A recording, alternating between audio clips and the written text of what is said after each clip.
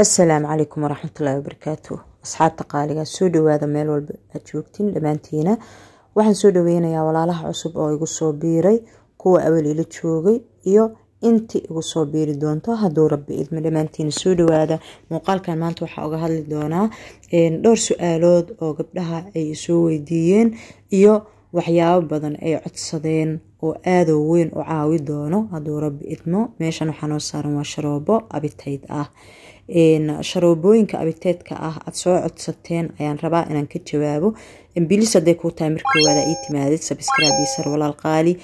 awlada ila joogtana ilaa garay ilaagta wax badan iga caawinaysaa. gabdhaha aad u weyn ay wixii ii soo weydiiyeen sharoobooyinka caruurta abiteedka u furayo ama cunto caawiyaha ah iyo su'aalo kaleeto oo ku saabsan sharoobooyin ay soo direen sawiradooda iyo waxyaabo aan rabo aniga inaan niiga faa'iideeyo sharoobooyin xagga ilmaha waxbarto ku saabsan iyo caruurta ku jiro xilliga waxbarashada sharoobooyinkii ama fitamiinaadka kaleeto oo caawi lahay maskaxdooda aad u weyn oo caawi lahay. haddii aan ku hormaro hooyooyinka waxaan rabaa dhowr talo in aan siiyo horta talooyinkaas oo ku aadan sharoobooyinka abiteedka furo badanaa dhibaatooyinka ay leeyihiin waxaa kamid ah caruurta mar haddii la siiyo way la qabsadaan. in aad siidid maahane si kalena wax uma cunaan. mar walba cunuga aad bartid sharoobada abiteedka ah wuxuu kaa rabaa in aad siidid aad u joogteedid. haddii aadan joogteenin wuu la qabsanayaa waxbana afka ma kaa saarayo. marka intaadan siinin cunugaaga aadan ku bilaabin talo walaaltinimo waxaan ii siinayaa in ilmaha fitamiinaadka kaleeto aad u dhamaystirtaan laakiin sharoobo abiteed ku jiro totally aad iska daydaan si cunugaaga caawinaad uu uga helo cuntooyinka uu cunayo ama abiteedkii ilaahay subxaanahu wa tacaala uu marka horeeto uu siiyo si normal ah inuusan ka lumin. waayo sharoobooyinkan caruurta markii la siiyo had iyo jeer waxyaabaha ay ka dhaxlaana waxay tahay cunuga la-aantiisa inaysan waxba kaa cuneynin. haddii aad ka joojidid miisaan badan inuu luminayo waxba uusan kaa cuneynin uu kaa qaadaneynin xitaa cuntada haddii aad istiraadid u kala bedel. marka taas waa talo walaaltinimo oo nafteyda iyo naf kasta oo walaala aan la jeclahay in aan ku baraarujiyo. taas ma aysan dhicin soo maaha. ilmaha waxaa jiraan marka ilmo aad u cunto xun oo bilaa abiteyd ah oo ilaahay subxaanahu wa tacaala sidaba uu u sameeyey oo wax cunto ah afka aan kaa gelineynin oo iska miisaan yar. ilmahaasoo kaleeto laga maarmaan ayay u yihiin sharoobooyinka abiteedka inaad siidiin. waayo waxaa ugu jira nafci weyn oo ah cunugii inuu kaa cuno cuntooyinkii iyo cabitaanaadkii. haddii aan la siinin nafaqooyinkiisa cunugaaga uu aad u lumi doono.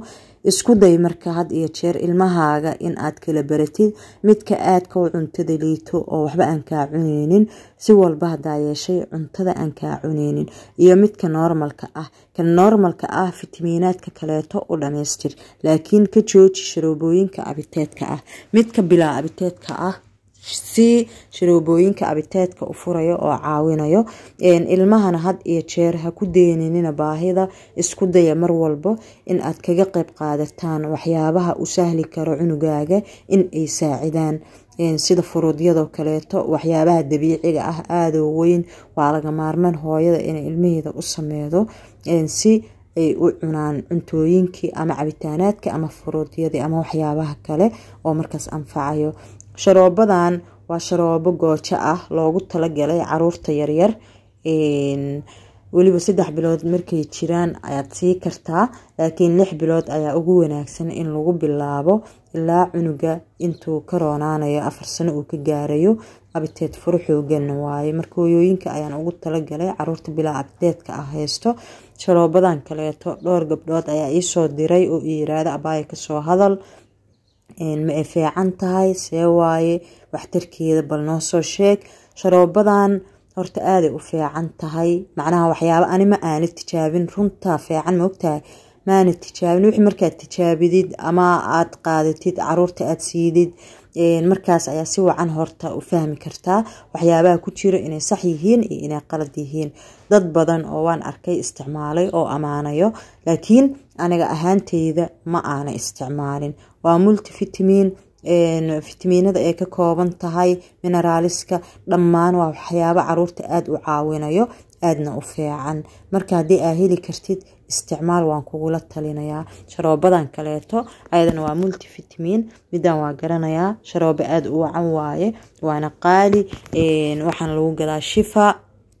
badanaana shifa farmashi waxyaabaha ay keenaan waa waxyaabo aad u weyn u wacan oo fitamiinadooda qualitigooda laga taxadiray ilmaha la siiyana maasha Allah tabaaraka raxmaan ah ma garateen waliba ilmaha 3 bilood ilaa 5 sano ayaa la sii karaa waa fitamiino cunugaaga u dhameystirayo koriimadiisa uusan ka maarmin in la siiyo maahane marka hooyooyinka haddii awoodi karaan sharoobadan aaday u fiican tahay waa daroobis oo ilmaha yaryar loogu talagalay way ku caawinaysaa cunugaaga lafihii iyo fitamiinaadka ka maqnaa jirkiisa ayay isku dheelatireedaa waxaa kaleeto jiro sharoobo kaleeto oo ilmaha kale la sii karo ayagana rooroon sharoobadan ilmahaaga maskaxda lafaha aragga meel walbo way ka caawinaysaa waa multivitamin ayadana waxaa lagu gadaa shifa farmashi aaday u fiican tahay fitamiino la hubo ayaa ku jiro ayadana maasha Allah tabaaraka raxmaan waaye laakiin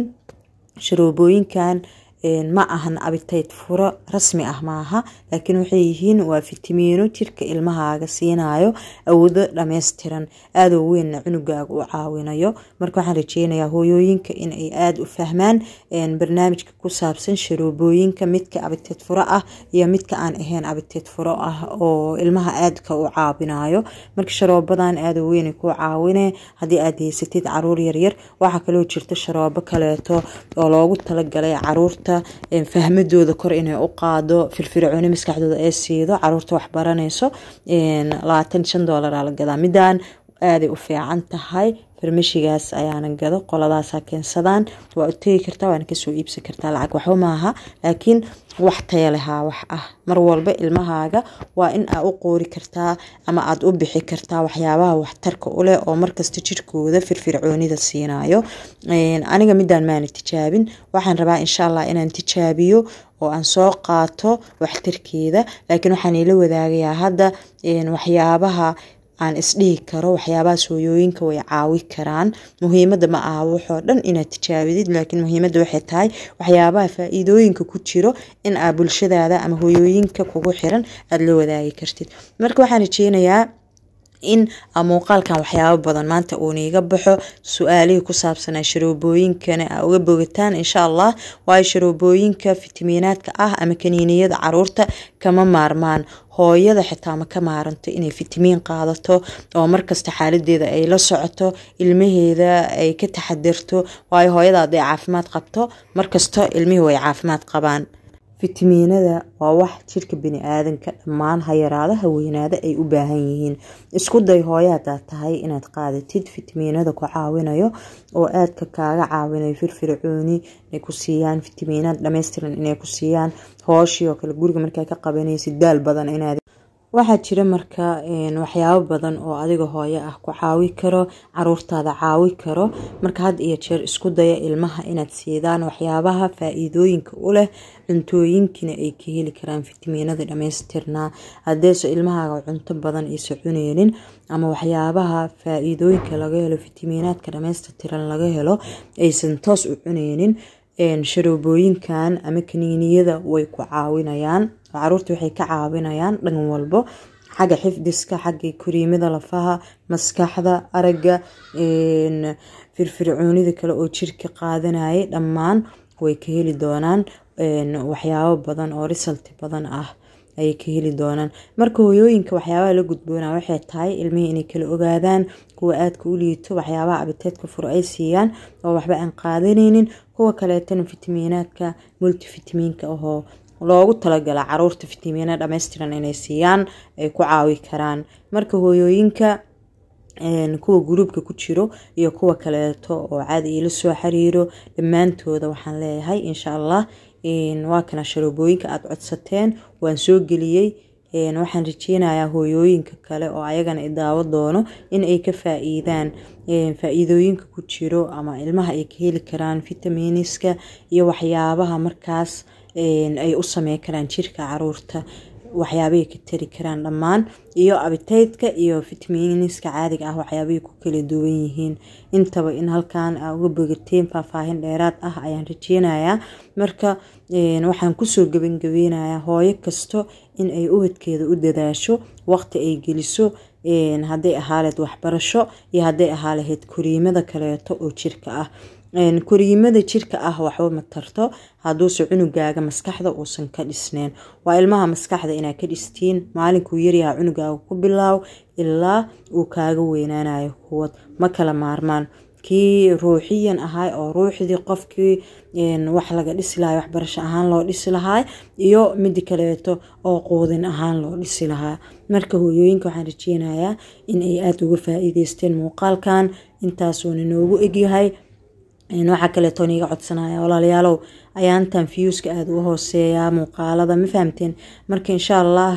muuqaalka markaad daawataan like-ta saara like-ta wax badan ay tarisaa iyo qabaneeda marka insha allah intaasna waa iga codsi walaaltinimo aan isdhihi kara maantay bulshada wax usoo gudbisid ayaa si wacan kuugu taageeri karo like-ta adinka la-aantiinana wax ma aani soo dhigeen والسلام عليكم ورحمة الله وبركاته وإنه مركلة يموقع الحيصة له